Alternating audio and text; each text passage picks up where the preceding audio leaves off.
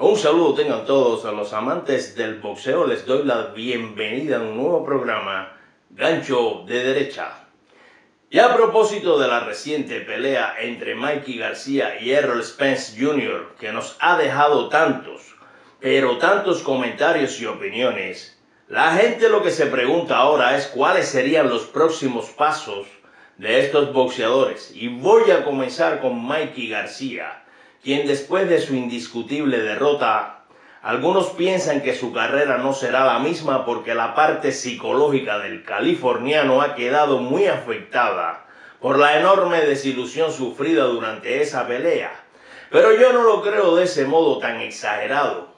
Sí que se va a afectar, es lógico, pero yo he dicho que esta fue una derrota esperada por las condiciones en que se presentó la pelea, por tanto, hasta cierto punto justificada. Además, el tiempo lo cambia todo. Otros han tenido descalabros peores y con el tiempo se han recuperado y han vuelto por sus fueros. Otros opinan que deberá regresar a sus divisiones habituales, sobre todo a la de los ligeros, pero otros piensan que el hombre sí podría hacer otras peleas en las 147 libras en el futuro. Lo cierto es que, como he dicho muchas veces, un alto por ciento del público lamentablemente opina en base al último resultado, y como el último resultado fue la debacle de García en las 147 libras, pues entonces ya para muchos esa división es tabú para él.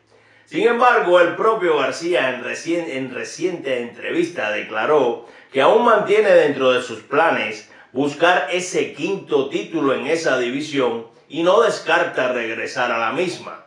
El problema principal de toda esta aventura de Mikey no fue sino el correr el riesgo de saltar de pronto, como ya he dicho, para buscar al mejor. Como comenté en programa anterior, esos saltos de divisiones bruscos usted no lo puede hacer para enfrentar al mejor de esa división, al mejor libra por libra. Usted tiene que de un modo dosificado enfrentar antes a otros en esa nueva división que le sirvan de prueba, que le sirvan de puente, a otros de menor nivel para irse adaptando a esa nueva división, pero no hacerlo de golpe, como hizo Roberto Durán cuando antes de enfrentar a Ray Sugar Leonard en los welters en 1980, después de obtener el título en los ligeros en el 1978, hizo como 5 peleas en welter. Incluso creo que una de esas peleas, antes de pelear con Leonard, la hizo en super welter, imagínense. Entonces, ¿hubo salto brusco aquí?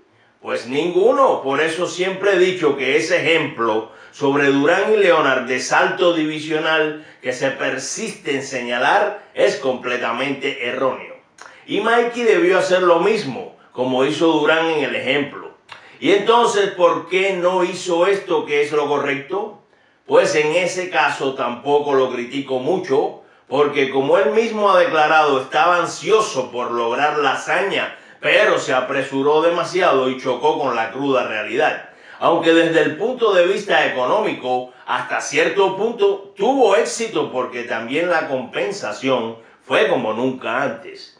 Y para aquellos que apreciaron que la diferencia de peso entre Mikey y Spence el día de la pelea no fue mucha, porque si uno pesó 56 y el otro 153, de acuerdo, numéricamente no fue casi nada la diferencia, aparentemente, repito, numéricamente.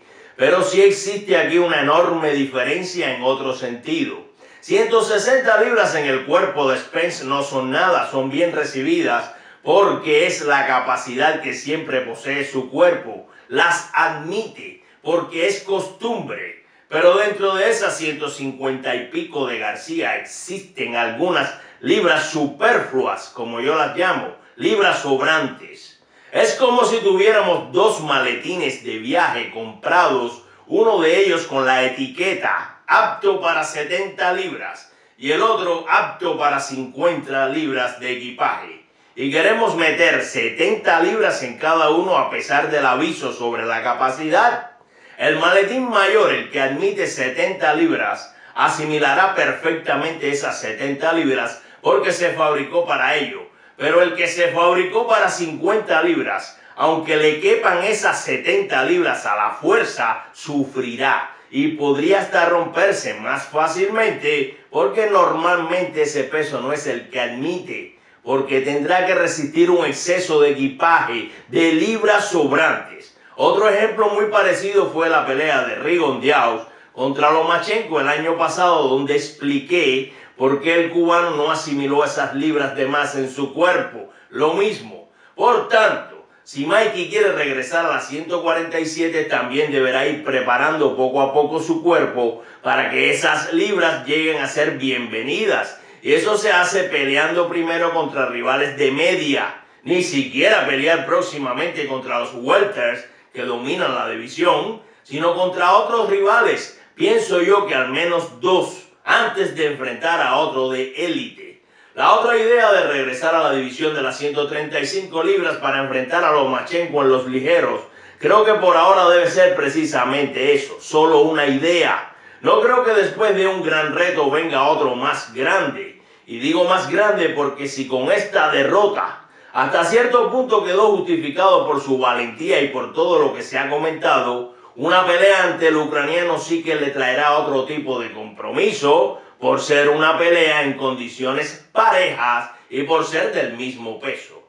Creo que Mikey García deberá descansar y meditar luego de este descalabro, y ya sea en welter, en superligeros o en ligeros, pienso que su próxima pelea deberá ser ante un rival de media para acondicionar su cuerpo y su mente. Y en cuanto a Errol Spence, a las claras ya se vislumbra, o mejor dicho, casi ya se puede ver, que Manny Pacquiao será su próximo rival. La promoción ya empezó el día de la pelea de García y Spence, y muchos podrán decir que por qué no reta a Crawford y busca a Pacquiao. Sencillo, ahora mismo Pacquiao le va a generar muchas mayores ganancias que Crawford. Pacquiao es más viejo, pero es Pacquiao, y es más mediático, y ya Pacquiao pronto se irá. Crawford no, hay que aprovechar al filipino. Además, Spence lo ve como el más asequible y jugoso económicamente. Y además, en este negocio a veces no es cuestión de rehuir, sino de planificar, y por otra parte, tampoco estemos tan seguros de que el magnate Bob Arum vaya a soltar así tan fácil a su gallina de los huevos de oro ante un peligrosísimo Spence.